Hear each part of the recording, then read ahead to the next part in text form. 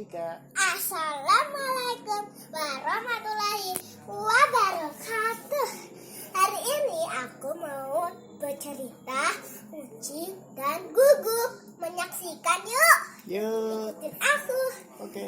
Hai, sebuah rumah yang sangat kecil. Rumah itu penuh kucing dan pemiliknya bilang sama temannya, "Apakah kamu temannya piaraan aku?" Dan Guguk tidak tahu ngomong seperti gitu. Dia berjalan-jalan dengan cepatnya. Tiba-tiba dia menghilangin gigi satu.